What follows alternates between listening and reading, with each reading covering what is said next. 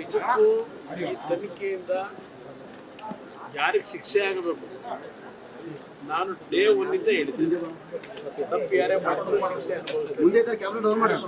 ಆದ್ರೆ ಇಲ್ಲಿ ನಡೀತಿರ್ತಕ್ಕಂಥ ಒಂದು ವಾತಾವರಣ ನೋಡಿದ್ರೆ ಇವರಿಗೆ ಯಾರಿಗೂ ಶಿಕ್ಷೆ ಕೊಡಿಸಬೇಕಾಗಿಲ್ಲ, ಪ್ರಚಾರ ಬೇಕು.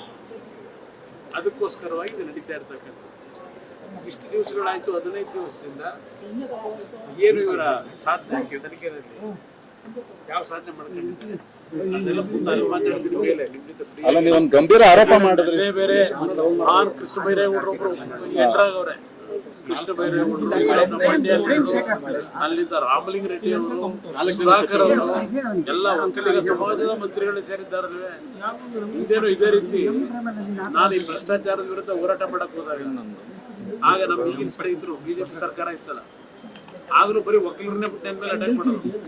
ಅದೇ ಸ್ಟ್ರಾಟಜಿ ಸಂತ್ರಸ್ತರೆಲ್ಲರೂ ಕಾಂಗ್ರೆಸ್ ಅವ್ರ ಸಂಪರ್ಕದಲ್ಲಿ ಇದಾರಂತ ಸರ್. ಯಾರಿಗೆ ಅಲ್ಲ, ನೀವೇನೋ ನೆನೆ ಒಂದು ಗಂಭೀರ ಆರೋಪ ಮಾಡಿದ್ರಿ, KK ಗೆಸ್ಟ್ ಹೌಸ್ ಅಲ್ಲಿ ಇಟ್ಟಿದ್ದಾರೆ ಸಂತ್ರಸ್ತರನ್ನ ಅಂತ. ಹೌದಾ ಸರ್? ಸಂತ್ರಸ್ತರನ್ನೆಲ್ಲ ಈ ಕಿಡ್ನಾಪ್ ಆಗಿರ್ತಕ್ಕಂಥ ಹೆಣ್ಮಗಳೇನಿದ್ದಾರೆ ಮಹಿಳೆ, ಅವ್ರ ಫ್ಯಾಮಿಲಿ ಅವ್ರನ್ನ ಕರ್ಕೊಂಡ್ಬಂದು ಇಟ್ಕೊಂಡಿದ್ದಾರೆ ಅಂತಕ್ಕಂಥ ಮಾಹಿತಿ, ಆ ಮಾಹಿತಿ ಹೇಳಿದ್ದೇನೆ.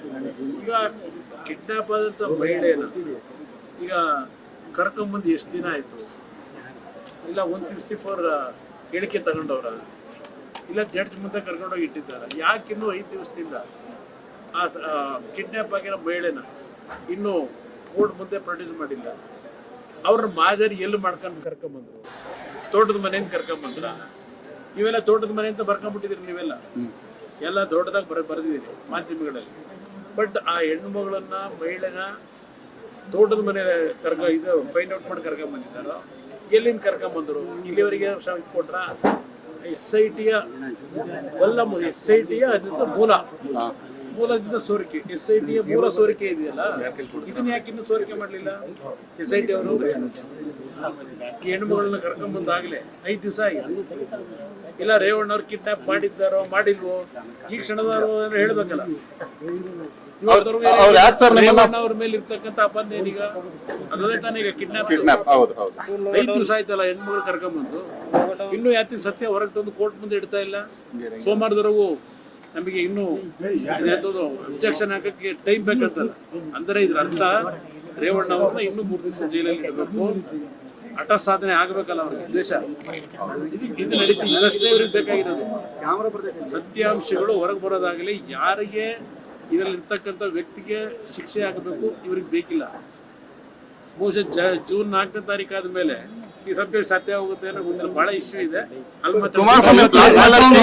ನಿರ್ಮಾಪಕ ನಿರ್ದೇಶಕ ಎಲ್ಲ ಅವರೇ ಅಂತ ಹೇಳ್ತಾರೆ. ನಾನೇ ಪ್ರೊಡ್ಯೂಸರ್, ನಾನೇ ಡೈರೆಕ್ಟರ್, ನಾನೇ ಕಥಾನಾಯಕ.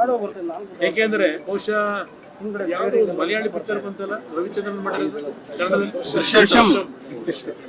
ಈ ತರದ್ದು ಸ್ಟೋರಿಗಳು ಸಿನಿಮಾದಲ್ಲಿ ಬಂದ್ಬಿಟ್ಟಿದ್ದಾವೆ.